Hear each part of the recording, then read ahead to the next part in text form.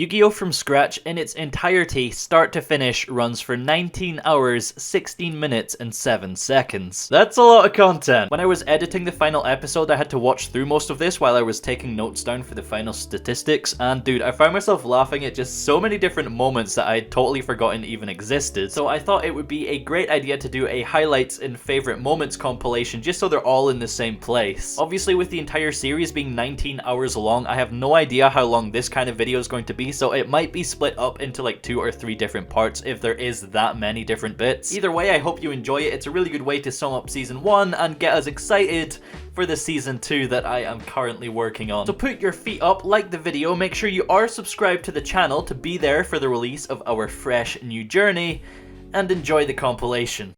Yu-Gi-Oh! Is one of the most difficult trading card games to get into.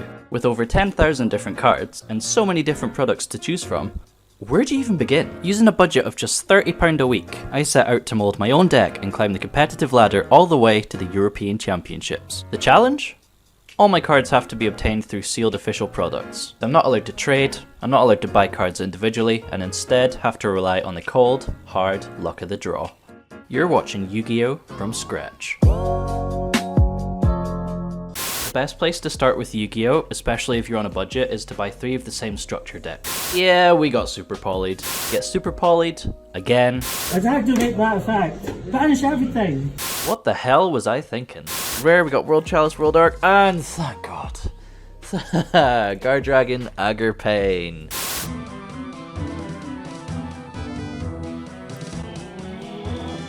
Thankfully, he draws into nothing useful, and then Area Zero really doesn't do anything. Agar Pain alone has made the deck so much better. Draw your last pathetic card so I can end this, Yugi. And goes straight into the battle phase thinking he has game, but... Yeah, I'll just take that. Round 3, you can have a picture of my cat because we got the buy, so no content. And on a final note, Episode 4. Why is that a special episode, you ask? Well, it's not. Over £100 and just 1 win under our belt. It ain't cheap, and it certainly ain't easy. But by God, does it make everything else so much more exciting. We lost Guard Dragon Agar Pain, which is currently our main win condition. And you can really tell he didn't see this coming. Oh, fuck, you're so good. Now, how are we going to out an Avramax? Stand by. Man, give that back to me. If we could smash 1,000 likes on this video, that would be absolutely incredible. So be sure to tell all your friends if you have any. Let's be real, we play Yu-Gi-Oh! Here. And there we go. There he is. We got the LP. Pisty, then Agar Paint, then LP. All back to back to back. That's pretty nuts. Third Rocket. Oh my God. Did we actually just pull this? Wow. Wow. Oh, Phantasme. Finally. Oh no, it's a synchro. Don't do this to me. Okay. Oh my God, are you serious? Last bloody pack. I think it's fair to say we're not really a rocket deck anymore. We're more of a Dragon Link deck. There's not much he can do except this man top decks Super Poly in 60 cards. I'm sick of it, man. I'm actually sick of it.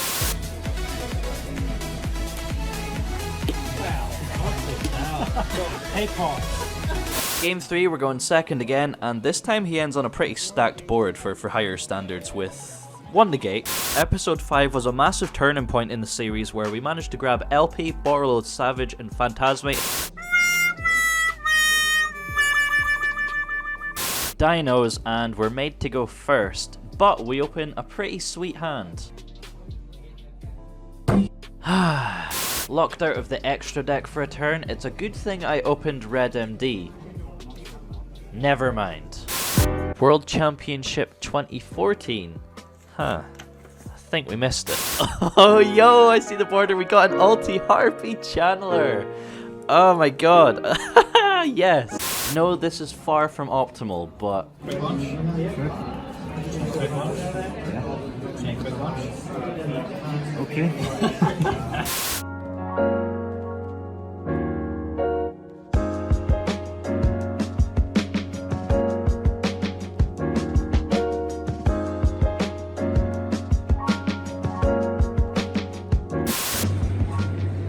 boys.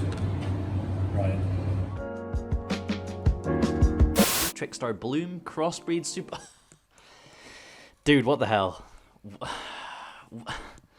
We're done. That 2 packs, we're done. You have 5 seconds to decide what is wrong with this board.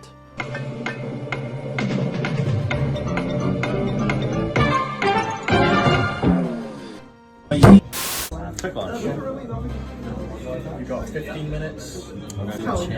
3. Target these 2. Any response? No response. Chain, tracer, target quick launch. Chain. Wow! Fucking hell. Go ahead then. Oh my god. Special summon? Yep. Effect to special summon for cards. Level 4 or lower dragon. Same again? Right, here we go, boys. Lend me your energy. And we go! Yes, we got it, man. Boys! I need to buy a lottery ticket or something because our streak is actually insane right now. First card of the pack. Yeah, that's right. If you didn't already know, I run my own OTS.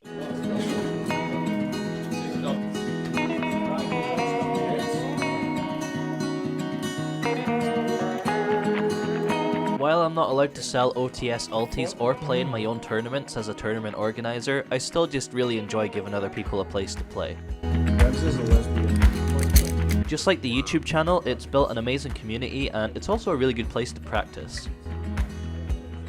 Boys, we've done an oopsie. So as you can see from this screenshot, it's a 3-hour drive to get to Paisley from Aberdeen. This means that we needed to leave Aberdeen at 6:30 in the morning, which meant I needed to get up at 4:30 in the morning. I didn't even get a second of sleep. So, yay, I guess.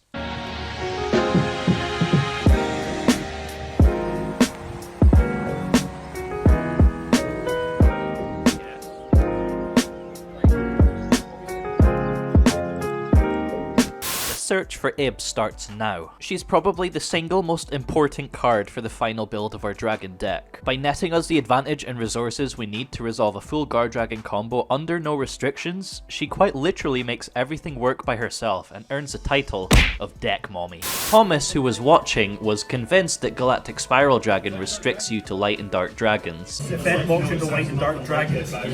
Yeah. If you comment "screw you Thomas" down below, I'll love you forever. Do it. Salt mode, it's a synchro.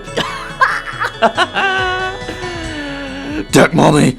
Ah, that actually looks so nice with the shine. Finally, man. Ib, the World Chalice Justisher, the heart and soul of our deck. So I wanted to treat you guys for supporting the channel so much, and I got in contact with a company called Stay Classy.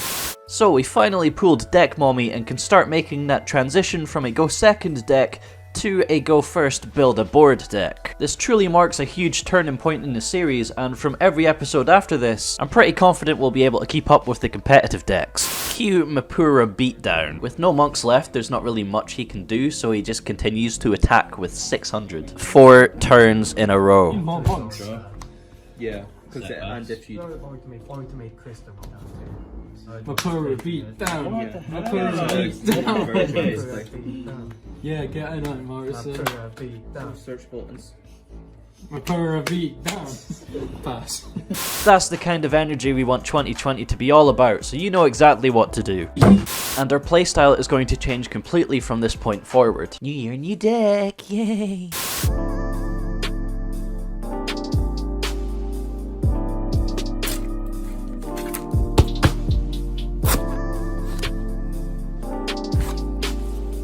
That is the basic combo end board of our build so far. Obviously, depending on the hand and Yugioh draws, we would have additional back row as well. Also, notice we didn't actually use the effect of Pisty. That is because we have nothing to extend into without risking dying to Super Poly. Popped out of plays. It's just a trendy one, isn't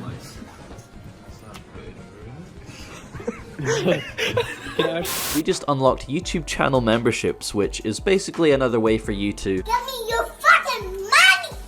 Our board now is officially starting to look really quite scary. We also still have the traps in there, so you know Yugioh can dig us into more traps for even more interruptions. And just for good measure, we've also played around Mech Knights. See which imp comes out on top. It sounds so hot.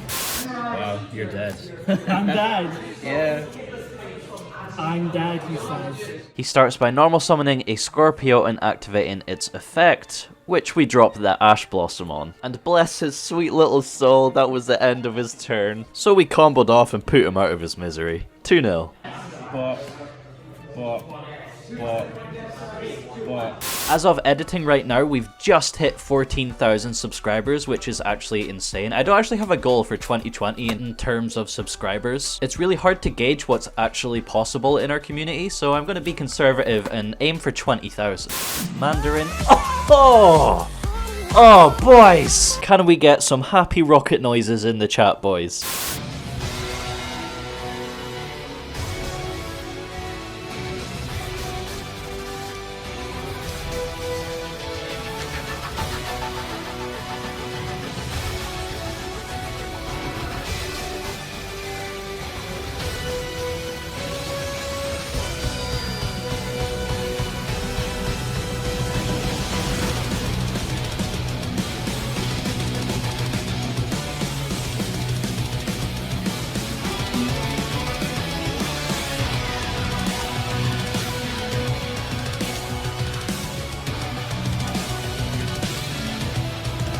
Game 2, we're going first. Let me ask one thing. What the...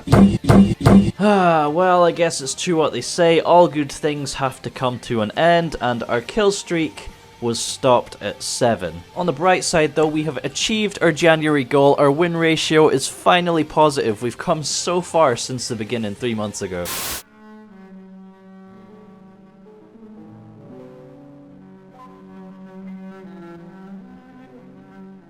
I can't believe they actually did it. They nuked the format, which was well overdue, but they bent us over and stole our mommy. I've seen a lot of you admit defeat, put your dragons down and give up because of this.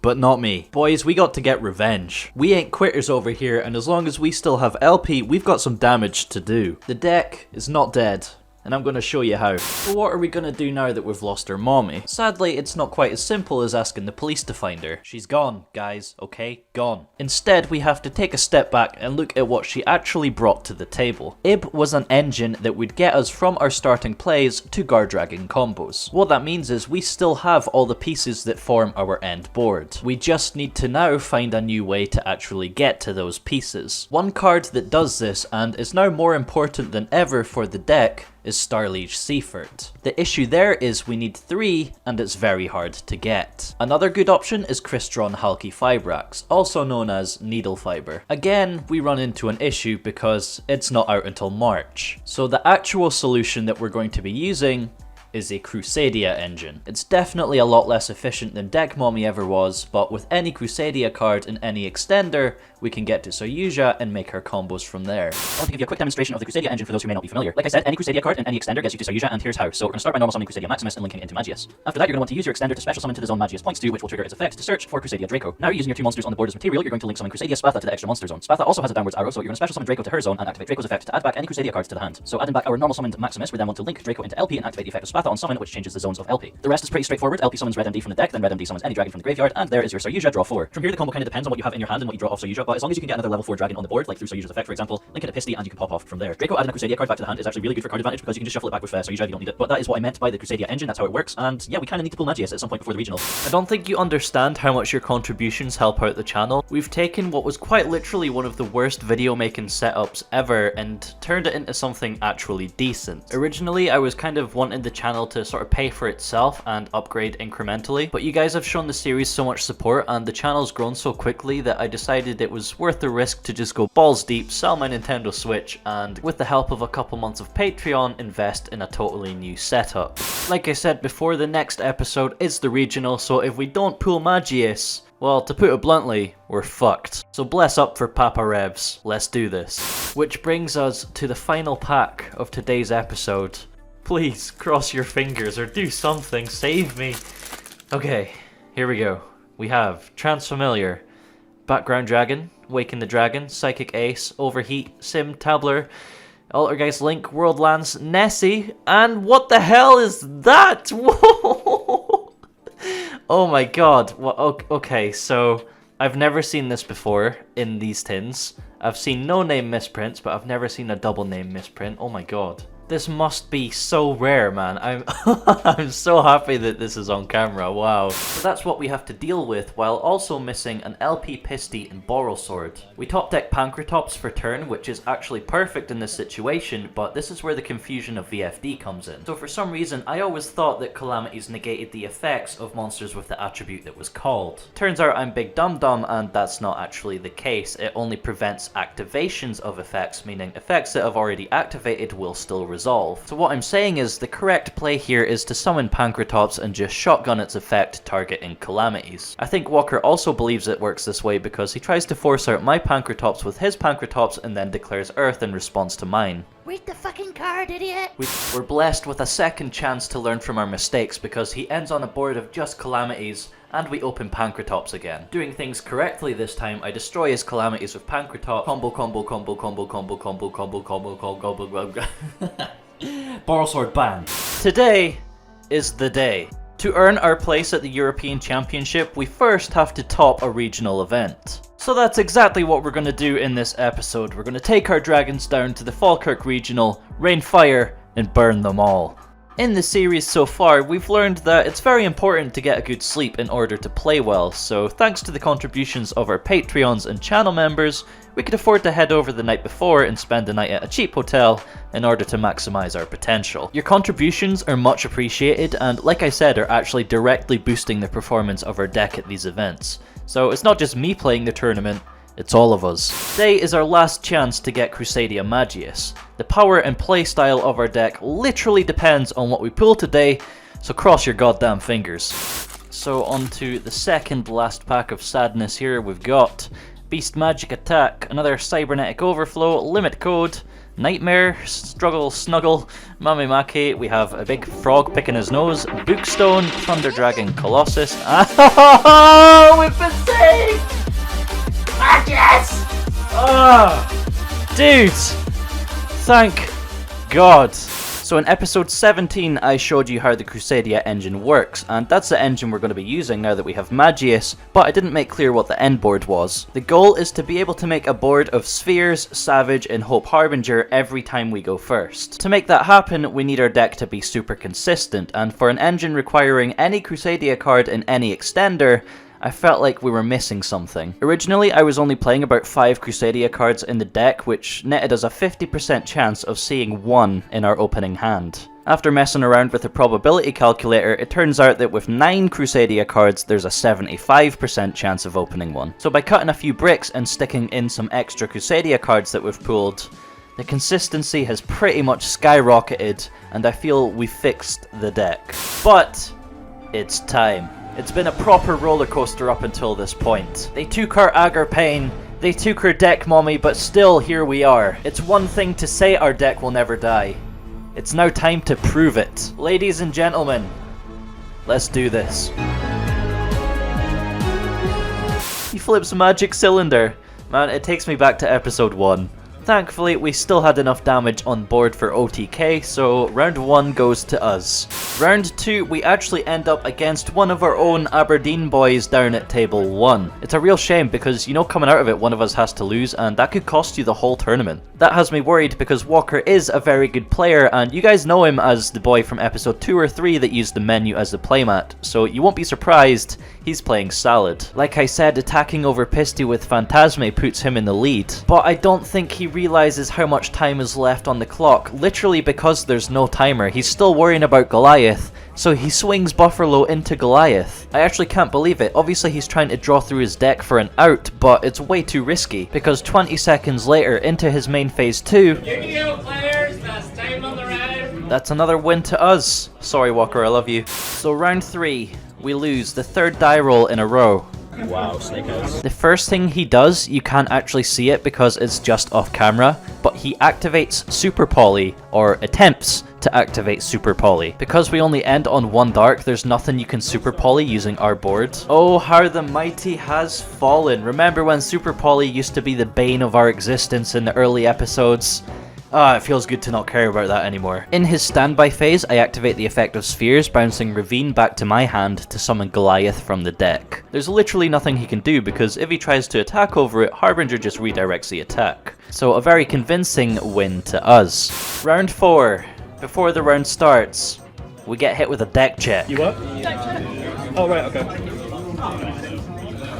I was absolutely bricking it at this point because I thought I'd done something wrong. Just imagine though, we came this far and did so well just to throw it all away because we made a stupid mistake. But thankfully that is not the case. It turns out my opponent had their deck list wrong. They'd written in Orchestrated Babel instead of Orchestrated Return, so they had to stick in some side deck cards and start with a game loss. It's definitely a nice head start, but we're not quite out of the water yet. For the 4th round in a row, we lose the die roll and he's going first. So I think, yeah, let's just go for it. I normal summon Crusadia Draco and a link into Magius. But as soon as I summon Magius, he activates Skeleton to summon Dingirsu from the graveyard, and then using the effect of Dingirsu, he attaches back Skeleton. Then, on resolution, he uses the effect of Masquerena to link everything into Topologic Zeraboros. He definitely shotgunned it a bit too early, but I'm assuming he thought I was playing pure Crusadia, in which case that would actually be quite a decent move. Something I don't understand is the fact that Orcust kind of relies on Babel, and Zeraboros banishes the whole field, so you're kind of getting rid of your own Babel. Regardless, I'm going to approach this the way Sam did in episode 1. Let's activate that effect. Banish everything. Playing straight into it, we still get the search off Magius, and his board is left empty. So searching for Draco, I just need to get 8,000 damage on the board. Quick launch for Magna Rocket gets us to Striker Dragon, which searches as Boot Sector launch. Dragon Shrine for Absorouter gets us Tracer in hand, which we can summon with Boot Sector launch. Linking Tracer and Striker for Romulus, we get Ravine, and we can summon both Crusadia monsters to Romulus's arrows, getting us the Boral Sword. Ravine, Pitch Lost Wind, Dump Tempest, and down comes the Handshake Boys 4-0. In order to secure our place at the European Championships, we need one more win.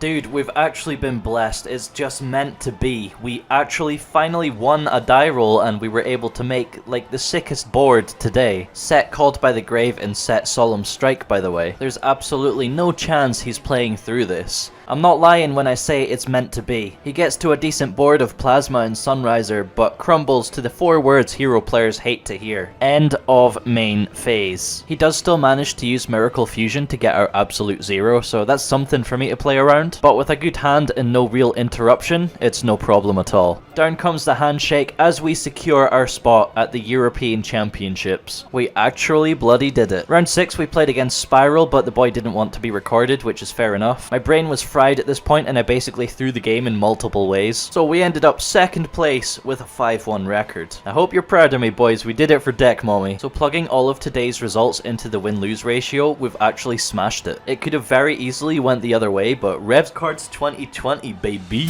Bye.